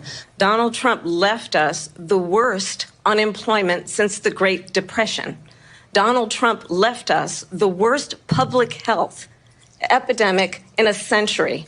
Donald Trump left us the worst attack on our democracy since the Civil War. I just want to clarify here. You bring up Springfield, Ohio, and ABC News did reach out to the city manager there. He told us there have been no credible reports of specific claims of pets being harmed, injured, or abused by individuals. If Donald Trump were to be reelected, he will sign a national abortion ban. Understand, in his Project 2025, there would be a national abortion, a monitor that would be monitoring your pregnancies, your miscarriages. Migrant crime. And it's happening at levels that nobody thought possible. President Trump, as you know, the FBI says overall violent crime is actually coming down in this country. But Vice Excuse me, President the Harris, FBI defrauded. Honestly, I think it's a tragedy that we have someone who wants to be president who has consistently, over the course of his career, attempted to use race to divide the American people. Oh my and we should just point out here as clarification, and you know this, you and your allies, 60 cases in front of many judges, many of them No Republican. judge looked at it. And said they there was said no we didn't have widespread standing. fraud. That's the other thing. There was a mob of people carrying tiki torches. Oh my God. Spewing anti-Semitic hate. And what did the president then at the time say? Oh my God. There were fine people on each side. No. What did you? I just cannot. I Believe know. that without I know. you too. It's outrageous, isn't it? Totally outrageous. These Oh people. my God. We're journalists. right. This is your country, you guys. This is America now with the K. So let's get to some reaction because there was, I think this is when I started watching some of the reaction this morning. This is when I actually started to feel better because when my husband left, he was like, "You're in surprisingly a good mood, given how bad last night was." And I was like, "Yeah, you know what? Because I just don't know overall if it's going to move the needle all that much. I really don't know if it will. Now, there might be some independents, who knows, that are swayed by how ridiculous that is. But hopefully in the days following, people are going to hear about how little she was fact-checked, how much she lied, and that'll have a difference." And happily, there were some immediate focus groups that took place after the debate where I was pleasantly surprised to hear some of the reaction. Here is one in particular. That brought you to a conclusion. I think it's important to remember that we are voting for the leader of our country and not who we like the most or who we want in our wedding party, but who is actually going to make our country better. And we're in an incredibly unique situation where we've had both of the candidates in office before, and we've gotten to see what they would do. And when facts come to facts, my life was better when Trump was in office. The economy was higher, inflation was lower, things were better overall. And now with Kamala's administration, things haven't been so fantastic. And she's saying she can fix the problems that her administration has caused, but I just don't know if I can afford to take that risk. Were you? She's right. I mean, right? Because like the debate doesn't take away the fact that everybody's still hurting. No, it doesn't. It doesn't at all. And all the bull crap that comes out of her pie hole doesn't take it away either. I mean, she can tell you a million times, things are great for you. It's really great for you. We've made things awesome. No, you haven't. You're not living my life. And Taylor Swift can come out with a glowing endorsement and say, I love her. Well, Taylor Swift doesn't live my life. She'll never live my life. She'll never live your life. She's a coddled, spoiled brat. And she can call herself a Catwoman and do all the whatever. All of these celebrities, all of these entitled elitist people will never live the life of a real American. And real Americans are hurting because of Kamala. Kamala said last night changes that. Nothing she said even tells them or reassures them how things will change if they elect her. And happily, during a Dr. Phil town hall, there was a woman that spoke up about just that. I think, I came into this with an open mind. I really, really wanted Vice President Harris to hit it out of the park. I don't think she did. I think she did better than some people expected her to. The cackle was not there. I kept waiting for it, and it didn't come. But I still didn't get answers. I didn't get answers to fundamental questions that we need to know as voters. And we just keep getting circled around that. Like you want to? I mean, policy. Yeah, right. Because she can't be specific. She doesn't have any specificity about her policies. Well, she doesn't have to be. Pasted. She doesn't have to be specific because she's got a media that covers for her. Mm-hmm. Here is Scott Jennings' takeaway from last night. He says, if you need something to hang on to, here it is. Your hat on something for Trump. It's the economic numbers. I said I thought he won the first 15 minutes. It was largely about the economy. And so there's still a built-in belief by most voters that it's been mismanaged by Biden and Harris. And so if you're Trump and you're trying to take something positive out of this, it's that built-in vibe of they just didn't do a good job on it. You have to understand that and not get away from it. Number two, obviously, millions of people watch this. A lot of people didn't watch it, and a lot of those people who didn't watch it and may see nothing about it are some of the people that Donald Trump's campaign needs to turn out. The disengagers, they're not going to be persuaded by this. That's still a big part of the Trump strategy, and I don't think they'll be moved. Yeah, he's right. I mean, I he's think right. he's right. There's a lot of people that were like, I'm not going to watch this crap. My husband's one of them. He didn't watch last night. Really? He had no interest in this. No, zero Wow. interest. Watched zero of it. He was watching like the History Channel or some crap last night. He had no interest in this. I watched wonder it. how it'll compare to the Biden-Trump debate in terms of ratings. Yeah, I watched it in my office because he's like, I have no interest in watching that garbage. So he didn't. Oh my gosh. Yeah, he and my daughter watched something else. Because I mean, there's a lot of people that are like that. And I know who he's voting for. Because I mean, true. he lives the same life I live. We live it together. Mhm. And so I know what he is and what he's about and who he's voting for. So there are a lot of people like him that are just like regular working people, everyday people who are like, I'm not going to, they know what's up. They know like what our country has become. And it is a setup, man. It's like these people, she's being fed the stuff. She was put there. Installed. Yep. Yeah, she was installed by people. I mean, if you can't see what's going on here and she's being helped at every turn, I can't help you I can't. At this point, it's like, it's so obvious to anybody with half a brain. And then the people who don't want to believe it, okay. Martha McCallum was gentle, I thought, in her assessment. Here she is. How much does this move the needle? Yeah, I mean, it has to be said that she was really never held to the fire. She was not pressed by the moderators on her past positions and how she got from a very progressive, most progressive senator to where she is now. And that falls on ABC. And I think there were moments when it felt like they were helping her out and they were not helping him out. There were times when he didn't pivot as well as he should have to move on to some of the points that he no doubt wanted to make. He went down a few cat and dog holes. Rather than rabbit holes tonight, which will be discussed, no doubt. I thought the strongest moments were foreign policy, Iran, when he talked about Ukraine, Afghanistan, and that close. Why haven't you done it? Okay, let's go around the horn. Britt Hume, thoughts? Well, I thought the single question that needed to be answered tonight was, Madam Vice President, why have you changed your position? Give us your thoughts on why you changed your position, not just on the small handful of issues that were raised by the moderators, but on a range of other issues. There were like two questions on the whole thing all evening. She never had to account for her changes. Nope. Never. She said she'd go down the list. She never did. Nope. Now, look, make no mistake about it. Trump had a bad night. He rose to the debate repeatedly when she baited him, something I'm sure his advisors had begged him not to do. In the first debate when Biden attacked him, he just kept his cool and kept going.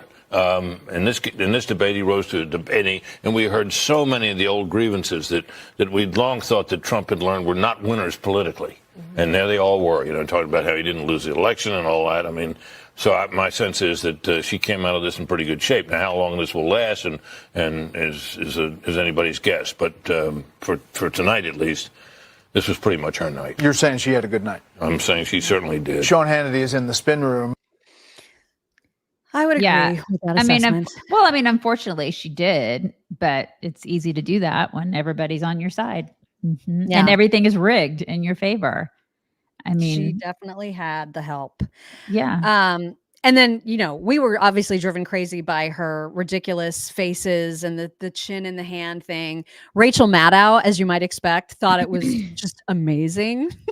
Of course. Thoughts? I had a television executive once tell me that everything you need to know about a live event on television, you can tell with the sound off. And if you had the sound off for this debate, which I'm sure nobody did, what you would have seen was Trump looking physically hunched, angry, squinting. I never saw the whites of his eyes the entire debate. shouting, constantly interrupting himself, not just going down tangents, but being unable to finish a thought, seeming very frustrated, very angry, very negative, and very tired. In contrast, Kamala Harris appeared to be sort of light on her feet, quite puzzled by him. The two-shot of him squinting and hunching and seeming to be having physical trouble squeezing the words out, certainly squeezing the sentences out, while she just looked at him absolutely puzzled by where it was he was going. I think that visual may be as much of a takeaway as anything that was said. It's just, they're so ridiculous. I swear the TDS is so strong with these people. And Rachel Maddow, Russia, Russia, Russia. Yeah. You know, you're not just part of the problem. Like you are like a gigantic chunk of the problem. Remember the taxes? Remember when she had that tax form of him? Yes. She was like, she built it up to be like the most incredible thing ever. And it was like a complete dud. Yeah. Okay, Geraldo. Right. God. Yes. Exactly. We all remember. Yeah. Ben Shapiro had this tweet saying this debate won't matter. It was just eliminated as an inflection point. The American people still know nothing about her positions. Donald Trump is still Donald Trump, and the legacy media are still a giant flaming dog turd. They are. They really are. The legacy media is just disgraceful. I mean, they sold their souls years ago. Yeah. It's just gross to watch. Like those two people last night, they were awful. Listen, I try every day. I pray to Jesus every day that I could be a better person because I say mean things about people. I really do. But those people last night are gross. They were gross. What they did is gross. They literally, like, I wonder to myself, do they have souls? Because they know what they're doing. They have to know, Oh, right? yeah, they know. They know. have to know what they're doing. And that's just despicable. It's gross. Sean McGuire tweeted, ABC has let Harris get away with the Charlottesville hoax, the bloodbath hoax, Right. the police officers dying on January 6th hoax, but they fact-checked Trump on animals in Ohio when he was correct. Totally. And Scott Adams saying the Harris campaign must have been confident only Trump would get fact-checked. This was not a debate. It was an organized crime. Mm-hmm. And no one was madder about it than Megyn Kelly. Holy crap. Pissed last I'm night. disgusted. I'm disgusted. Mm-hmm. I'm ashamed of those moderators at ABC News. They did exactly what their bosses wanted them to do. The person who runs ABC News is a close personal friend of Kamala Harris that is responsible for Kamala Harris and her husband meeting. And they did Dana Walden's bidding tonight. It was 3 against 1 on that debate stage this evening. It was 3 against 1. It's very easy to look like you know what you're doing when both moderators are entirely on your side. Amen. Trump did the best he could under the circumstances, but it really was like 3 fighters in the ring pummeling one opponent. Mm-hmm. And Trump tried to take them all on. He did fine. He did as best as he could. He was thrown a few times to the point where he was unnecessarily defensive and he was getting angry. And so was I. Yep. Were you? Mm-hmm. This was a mistake to trust ABC News with this debate. The Republicans must learn from this mistake. The same way the Democrats never agree to do anything with moderators they don't entirely trust. This should be the last time the Republicans ever do this. Because those 2 moderators tried to sink Donald Trump tonight. The numerous fact checks on what he said and none on what she said. None. Mm-hmm. I don't remember a single fact check of anything she said, and she lied repeatedly. She just got away with it. They're trying to steal this election. Yep. They're openly working to sink him. I mean, you guys, they've done everything to do that. They've tried putting... What could he have done? Like, had he not agreed to the debate, that would have been terrible. Like he would have looked bad for not agreeing to do it. You know what I mean? So he was really stuck. He should have prepared better. Well, that's the only thing I could say is that like his comms team did a disservice to him by not saying, here's the deal. She's going to get the questions in advance. She's going to be over prepared. She's going to know exactly what they're doing. It's going to be 3-on-1. They're going to pummel you. It's going to be like Rocky ×5 in that ring. They're going to be beating the shit out of you. I know you don't usually prepare, but you have to. We have got to make this happen. I know you don't want to, but you got to do it. His comms team did him a disservice. They do. Somebody's got to be in his ear saying, sometimes you don't want to do things, but sometimes you got to do them. You got to do them. You got to spend like an hour or two a day doing prep. I'll help. You got to do this. Like, why isn't somebody in his ear telling him this? Why? What if they are and he just won't listen? I don't think they are. I don't think anybody is. I just don't. I don't think anybody. I think that we on our side just don't. It's like she said. We just sort of go with the flow. It's kind of like dealing with social media and dealing with pop culture. We've always just been slow to do this crap, Mock. And it's like, just now, I mean, do you not get that now they are in control of everything? Like, she's like, I hope the Republicans learn from this. Oh my God. That's the thing. She's saying that they should have not trusted this network to do the debate, but that they had no choice because there was no way that he could have turned it down. Right. And she's acting like they should have, and I just don't think she's right about that. No, I don't think we should have turned it down. But we are always, and we've talked about this for 15 years. Republicans are always on the defense. Mm-hmm. Always. I mean, like we had never served things up when it comes to like just narrative. We're always on the defense. We have, as a party, have got to learn to be more on the offense. And just be on the offense and quit with this defense bull crap. Like right. Wouldn't it have been amazing had at any point during that debate, Trump said to the moderators, why are you only fact checking me? Right. Why are you not calling her out on all of the lies that she has already told? Why are you so one-sided? He never did that. And I was that's what I was screaming at him. Like, why are you not fighting back against the mods? Yeah. They're just as in this debate as she is, and you're not fighting them. You should be fighting them. Yeah. And he could have even, I mean, I know this is completely out there, but he could have even said something like, listen, if you're not going to fact check her as much as you're fact checking me, I'm going to walk out of here. Exactly. Something like he needed to do something to call them out. Right. Just arguing with them was not enough. He needed to point out how unfair they were being. And he just didn't. Right. Ben Shapiro also talking and being completely hilarious about the utter crap show that the moderators were. Fairly obnoxious. She lied a lot. She said a lot of things that were untrue. She was never called on any of that. The big takeaway is going to be the continued destruction of the legacy media on behalf of the Democratic Party. Right. Legacy media have decided, full scale, they are now apparatchiks of the Democratic Party. They are so far up Kamala Harris's ass that they're doing active colonoscopies with their eyeballs. It's unbelievable watching David Muir ask questions to Donald Trump like, why are you so bad and orange and mean? And then turning to Kamala Harris and saying, and why is he so bad and orange and mean? It's absolutely insipid and totally insane. The media tonight were beyond the worst expectations that I had for them. I thought that they were going to do like a baseline creditable job because CNN did. Jake Tapper and Dana Bash, they actually did that in the last debate. They actually asked questions and let people answer them. David Muir became an active participant in this debate. Lindsey Davis became an active participant in the debate.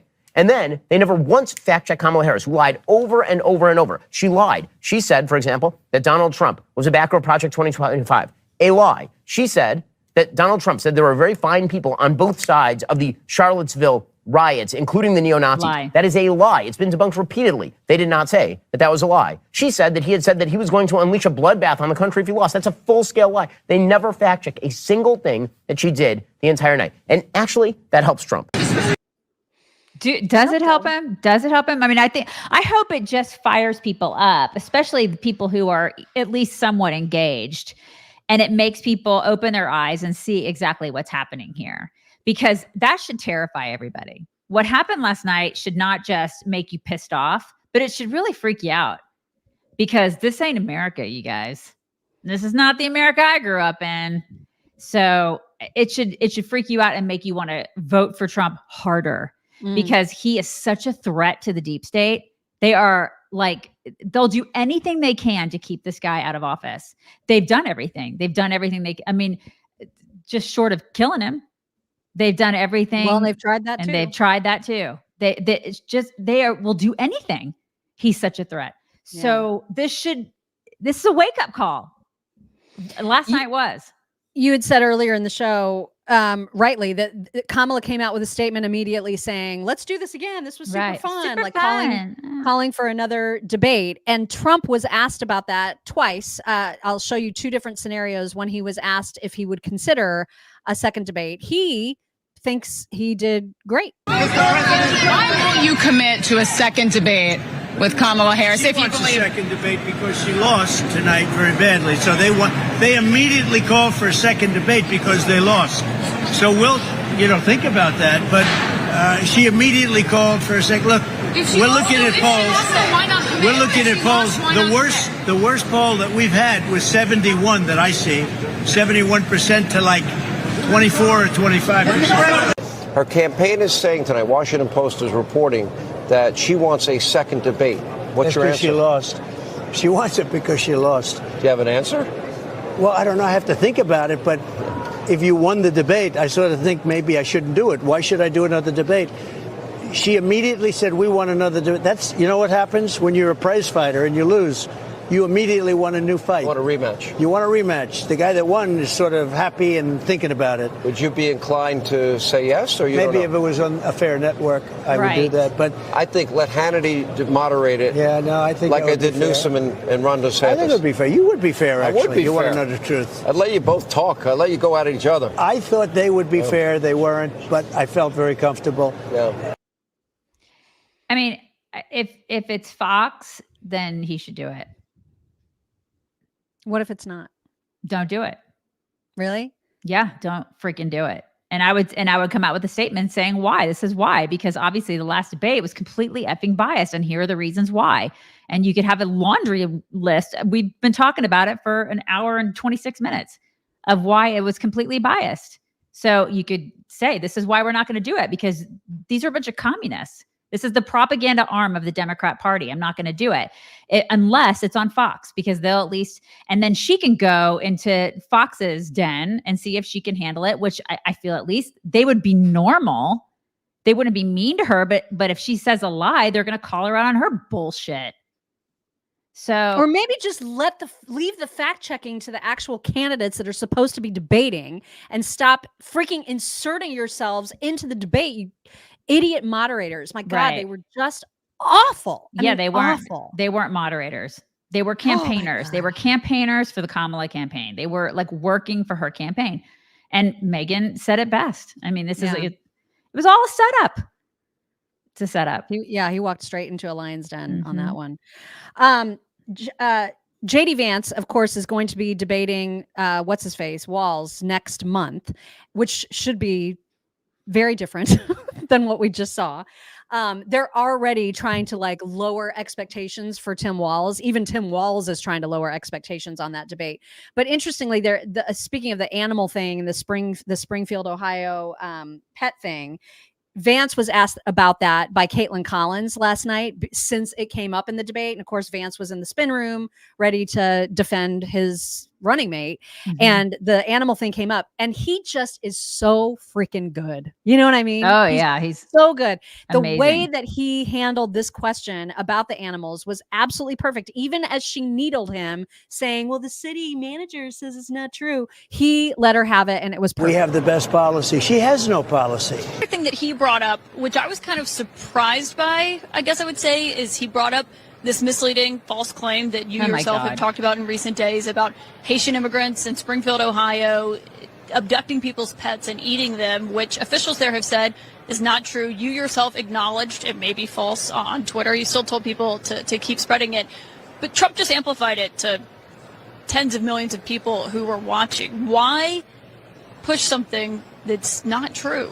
Well, first of all, city officials have not said it's not true. They've said they don't have all the evidence. They said they have no evidence. We've heard from a number of constituents on the ground, Caitlin, who both firsthand and secondhand reports saying this stuff is happening. So they very clearly, meaning the people on the ground dealing with this, think that it is happening. And I think that it's important for journalists to actually get on the ground and uncover this stuff for themselves. Yeah. You They should. That's what journalists are supposed to do. Journalist. Oh my God. I know, right? They want so badly for it not to be true. They Yeah. just want it. And so since they want it, they're going to make that the truth when it's not actually the truth. And you know what? It's like you and I have talked about this too. In about 6 months, it's going to happen more and more. We're going to see, they're going to be like, oh shit, it's true. And then they're going to have to backtrack and say, well, I mean, I guess it's kind of true. But here's why eating animals is great. It's really, they're good for you. They're a great source of vitamin A. And protein. You definitely want to eat cats because of the protein. Right. There'll be some crazy spin from our ridiculous mainstream media that will tell you all of the good things about it. And then that's how they're going to spin it. They're going to spin it. Mm-hmm. We mentioned earlier that Taylor Swift, after the debate, gave her endorsement. This is the picture that she chose to post on Instagram with a lengthy statement. We're not going to read the whole thing, but basically she said she's casting her vote for Kamala and Tim. She's voting for Kamala because she fights for the rights and causes that Taylor believes needs a warrior to champion them. And then she listed like LGBTQ, abortions, blah, blah, blah. She said, I've done my research. I've made my choice. Your research is all yours to do, and the choice is yours to make. I also want to say, especially to first-time voters, remember that in order to vote, you have to be registered. I find it's much easier to vote early. I'll link where to register and find early voting dates and info in my story. With love and hope from the childless cat lady. Yeah. I mean, surprise! Is everybody shocked? She should take in some of those Haitian illegals into her mansion. I'm sure that right, one of her gajillion mansions. I'm sure that they would help take care of all of her cats. They would really be helpful. Dana Bash and the crew on CNN talked about this endorsement, and Dana, of course, was just like, "Oh my God!" Even though I think, are people that follow Taylor Swift? I thought they were Swifties. I did not know that they were Swiftologists. Did she just make that up, or is that also a term that people use? I've never heard the term Swiftologist until right now. What are they mix things? What do they do? I don't like. What are they doing? It's like I don't know. But she's so excited about the Swiftologist. It was interesting to hear Abby Phillip then say, "I don't really know if this is a big deal because here's why." Okay. So here are both of their takes on the Taylor thing. What does it mean? What is the significance of a celebrity endorsement? It's not just a celebrity endorsement. One of the biggest celebrities in the world. The biggest celebrity in the world. But it's not just that she's a celebrity. She has people who are, like Swiftologists. There are people who are young people, young women, who might not already be engaged in politics, who read and listen to every single thing that she says and love her.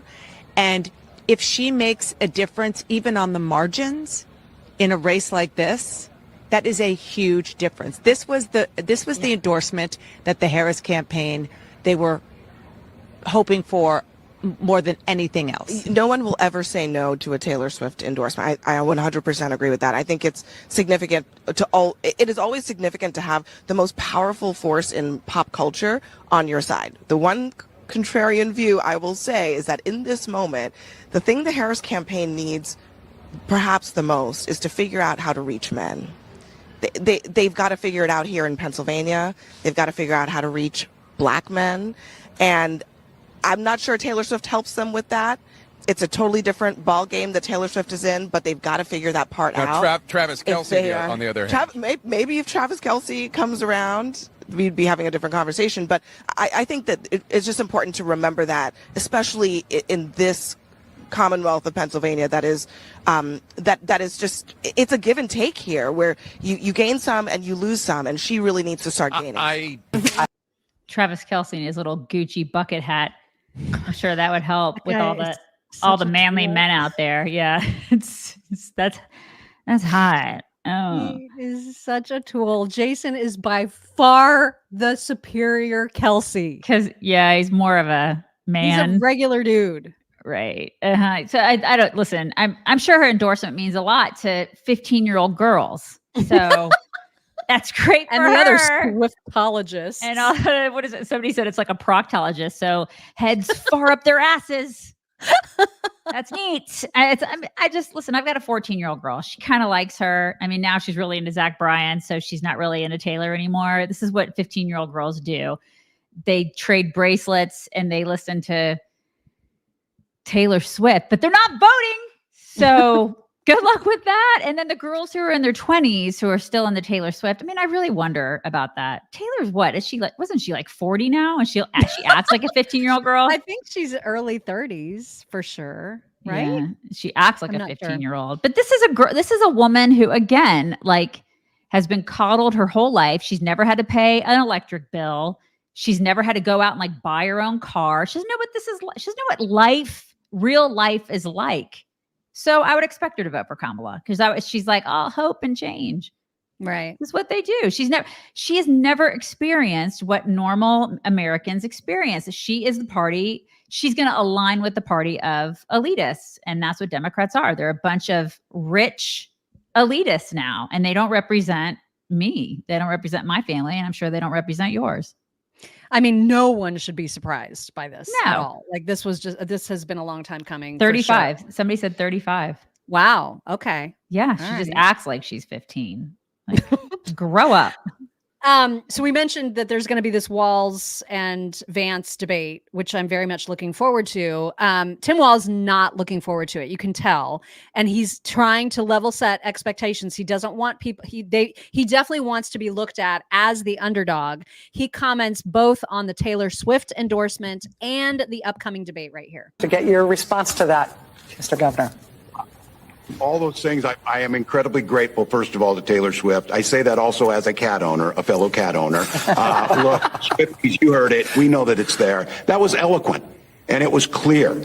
And that's the type of courage we need in America to stand up. We've seen it out of those Republicans who were at the DNC. We've seen it out of women who would like to have their own personal lives kept personal, but are forced to go out there because they nearly died because they can't get abortion services in a pregnancy. And now you have somebody like Taylor Swift coming out, making that very clear. This would be the opportunity, Swifties. KamalaHarris.com. Get on over there.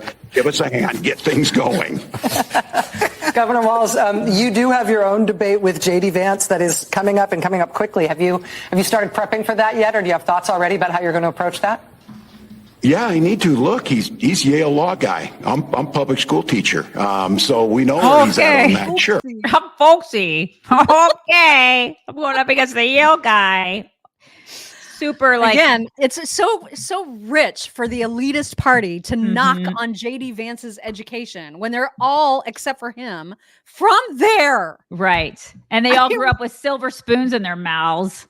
And they were like bred to go to, like all their parents and their grandparents and their great grandparents went to Yale. Give me a break. He didn't come from that. He like clawed his way into Yale. Why don't you suck it? Oh my God. I love how he's talking about how courageous it is for Taylor Swift to say that she's a Democrat. I mean, that's like so stunning and brave. It is really stunning, isn't it? She's so courageous, you guys. It's so courageous these days to say that you're a liberal. Oh my God. Really? Because it's so you hard should go to into say. hiding now because you're going to be threatened. And, you're going to be canceled if you say you're liberal. Really? God, whatever, Walz. Get a grip. You guys, I thought that this was going to be a long show. It's not. It's not going to be a long show. In fact, I had even told Daisy, we're not going to have time for a double D. I'm only going to have like just the quickest My Pillow talks, which I do. I have just two very, very quick ones for you because we need to give you something warm and fuzzy to hang on to. Oh, no. And then we and then we have some more thank yous to dole out. But then that'll be it. We're going to send you on your merry way, and we're just going to send you out with positivity from precious animals because that is what we all need right now. I don't know if you guys know it, but last night was a rough night. We were up kind of late. We were up late. It was a little. We got a lot of meetings today. It's right. We have those days. A lot going on today. So there will be lots more, I'm sure, coverage about this in the days to come, lots more reaction, and we'll obviously have shows all week talking about that and everything else that's going on. So let's get right to some My Pillow talks, because you guys, if you happen to have a whole bunch of puppies that you're trying to rein in and organize, here is one easy way to do it. Oh my God. I love this.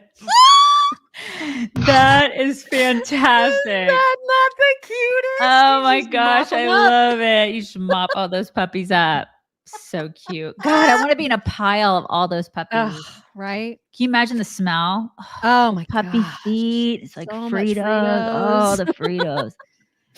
And then speaking of dogs, oh my gosh, this baby is trying to crawl for the first time. Parents are all excited. They want to capture this on film, but they have a dog that needs all the attention. Oh my God. Go, baby, go. You got it. You can do it. Excuse me. Hello. Hello. I'm going to need your attention. Hello. So typical.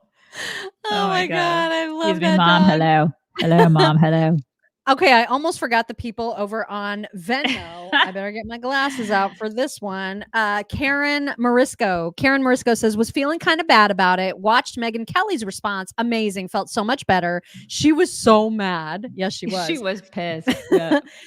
She says, take a nap. Thanks for all you both do. My day is always better with both of you. Thank you so much for that. Thank you. Kelly Wiseman said, hey, jerks on the right. Did you know that you can use your unused face masks from COVID days to brew espresso? After all, they are coffee filters. I see what you did there. I see what you did. Hey, speaking of coughs, you guys, you know how this is totally off subject, but I think it's really interesting. You know how we adopted Theo? Like Theo went up on our doorstep. He's all bloody. We adopted him. It's been like 9 or 10 months now since we've had him. Every time my husband coughs, he freaks out. He puts his tail under his tail goes under, and he like has a conniption. And Greg, my husband, like apologizes to the dog because he's like, I'm so sorry, buddy. I'm so sorry. I'm coughing. Why? So I don't know. It makes me think that like his previous owner had like emphysema or something and coughed all the time and like beat him. I don't know. Oh my God. Well, how does Greg, does he have a scary cough? No, he just coughs like a normal person. He just coughs, but it's just so. But there's trauma. This dog has trauma from somebody coughing. It just is the weirdest thing, you guys. I don't understand it. That is crazy. Poor baby, right? I know. Poor It's baby. just so bizarre. Robin Faith said, hubby watched y'all with me for the first time yesterday and then watched the debates last night and insisted that we support you. Love you, ladies. That is so nice. So Thank sweet. you for that. So sweet. Judy Flood said, it was better for my psyche not to watch the debate last night. Understood. Yeah. Totally understand It that. is. It The is Great totally understood. Gatsby says ABC is promoting Trump by showing how they are. Okay, that makes sense. They were filling us in for what they meant in that last one. Yep. Yeah. Kim Holtzman says, regarding Kamala saying people leave Trump rallies because they're bored, etc. Girl, please. They don't even run during a live shooter event. True. They stay put and stand Yep. strong. Kamala Fact check, true. Lion McCly herself down and take all the seats. God, she needs to take Great point. every last seat. Mhm. Mhm. Rachel Ray says, I'm going to show my daughter the great boat rescue from September 11th tonight. I'm happy that her school is teaching her about it, even as a first grader. Wow, that's awesome. That is awesome. Great school. Mm-hmm. Yeah. Jose Rodriguez says, prayers to all the families of the fallen on 9/11. It's a shame that we judge the winner of a debate by how much they hold their composure while lying all the while. At best, for Kamala, it was a draw. Mourning from Texas. I mean, That's true. that's good perspective. It is a great perspective. I mean, I do think it was more than a draw, but like it's fine that you are saying that. Jason Decker says, as prosecutor, Kamala wouldn't go after 500 sex offenders and 1,100 as AG. The victims begged her and she wouldn't talk to them. She was horrible. She was horrible. Yeah, she's a train wreck. Heather Malloy says, regarding late-term abortions, Democrats like to claim this never happened. So why do they fight so hard against laws banning them? Bingo. That's a great point. Mhm. Thompson Canine Services says she claimed he was anti-IVF and she went on about struggling to have families because it's so expensive. The economy Biden created that makes it a struggle to have a family, IVF or natural. That's right.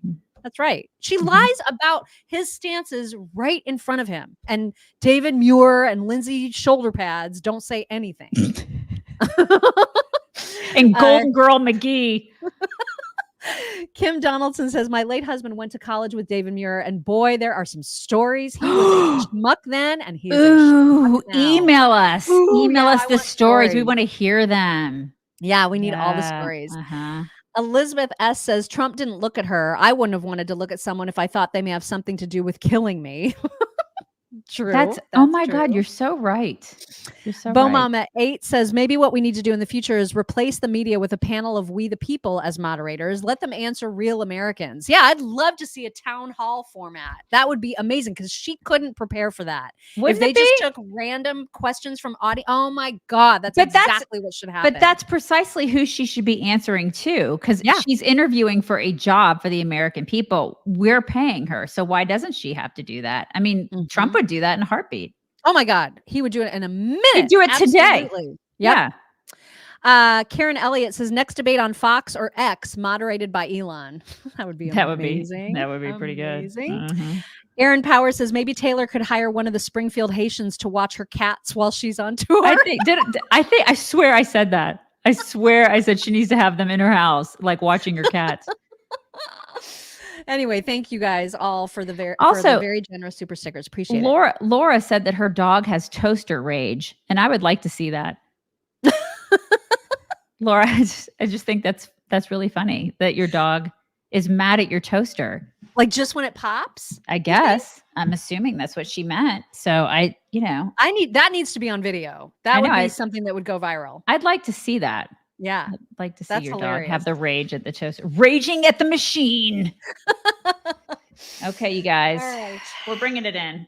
We're bringing it in. We're bringing it in. It's Wednesday, you guys. We survived. We survived the debate. We did it. We did it together. We did it. We did it, Joe. All right, you guys. It's going to be okay. We're going to be okay. It's going to be okay. Right. You're right. You're right. We're all going to be okay together. We're all going to be all right, you guys. It's not like he was Biden bad. You know what I mean? It's not like my God, no. It was nothing like that. It wasn't catastrophic. No. It was just not great. That's all. No. It's gonna be fine, you guys. We will you guys have a great day and we'll talk to you tomorrow. Okay.